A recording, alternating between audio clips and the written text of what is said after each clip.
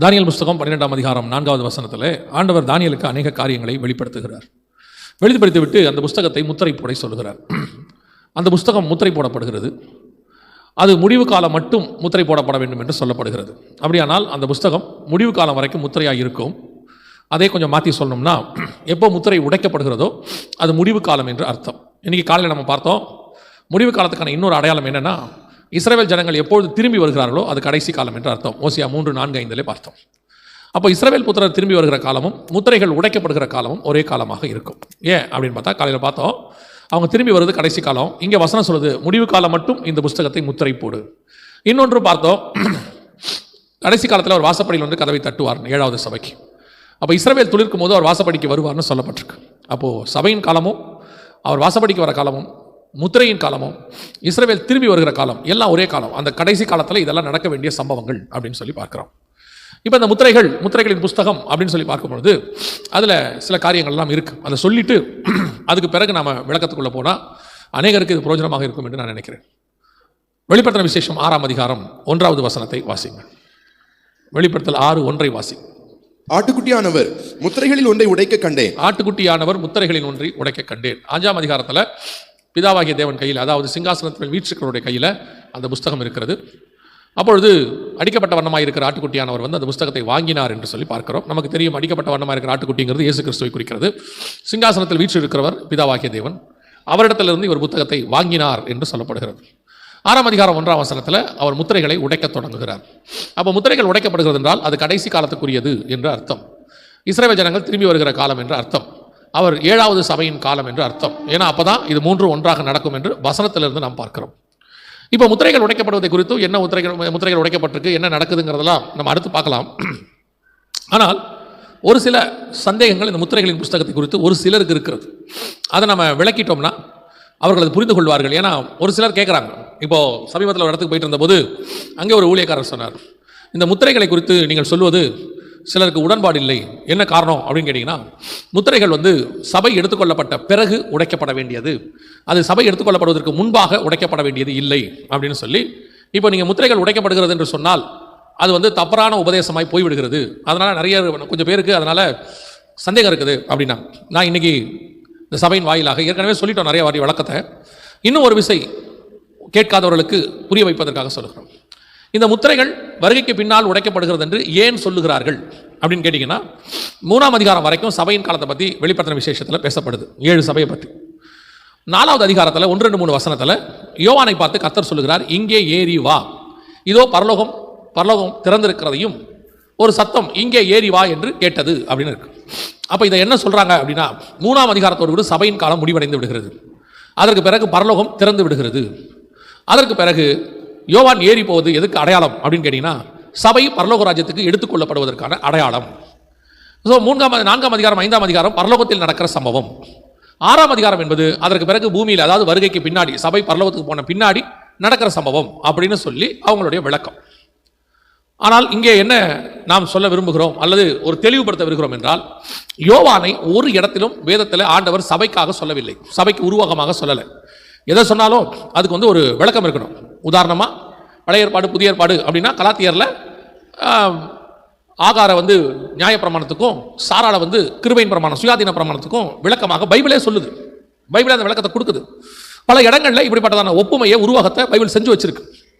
அதே மாதிரி எங்கேயாவது யோவானை சபைக்கு அடையாளமாக சொல்லப்பட்டிருக்கிறதா அப்படின்னு கேட்டிங்கன்னா ஒரு இடத்தில் கூட இல்லை.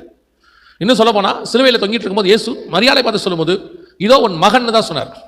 மரியாதை ஒருவேளை நீங்கள் சபைக்கு உருவகப்படுத்தினால் யோவானை பார்த்து சொன்னார் இதோ உன் தாய் என்று சொன்னார். நீங்கள் அதை கூட நீங்கள் யோவானை சபையாக கொண்டு வர முடியாது. இன்னும் விளக்கம் வேணும்னா 22ஆம் அதிகாரத்தில் வெளிப்படுத்தின விசேஷத்தில் யோவான் இதெல்லாம் எழுதிட்டு அவர் ஒரு காரியத்தை சொல்றார், ரொம்ப தெளிவாக ஒரு காரியத்தை சொல்றாரு. ஆவியும் 17வது வசனம், ஆவியும் மனவாட்டியும் வா என்கிறார்கள், கேட்கிறவனும் வா என்பானாக, எல்லாம் சொல்லிட்டு பாருங்க. இவ 20வது வசனம் சொல்லுது, இவைகளை சாட்சியாய் அறிவிக்கிறவர் மெய்யாகவே நான் சீக்கிரமாய் வருகிறேன் என்றார், ஆமேன் கர்த்தராகிய இயேசுவே வாரும்.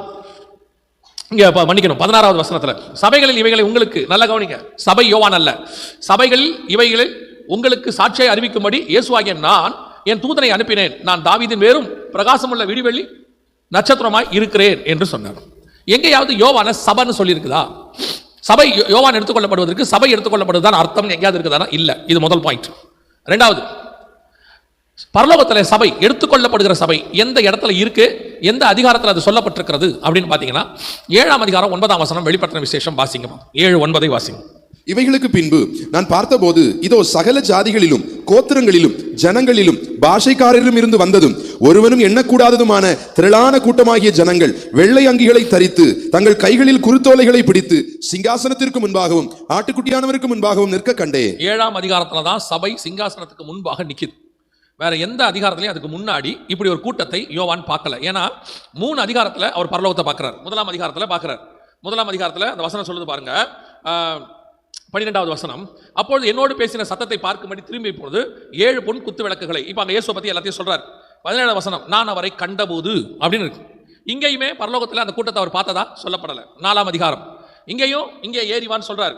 உடனே நான் ஆவிக்குள்ளானேன், இதோ ஒரு வானத்தில் சிங்காசனம் வைக்கப்பட்டிருந்தது. அந்த சிங்காசனத்துக்கு பக்கத்துல நீங்க பாத்தீங்கன்னு சொன்னா 4 ஜீவன்கள், 7 ஆவிகள், 24 மூப்பர்கள் எல்லாமே இருக்கு. ஆனா இந்த கூட்டத்தை அவர் பார்த்ததாக சொல்லலை.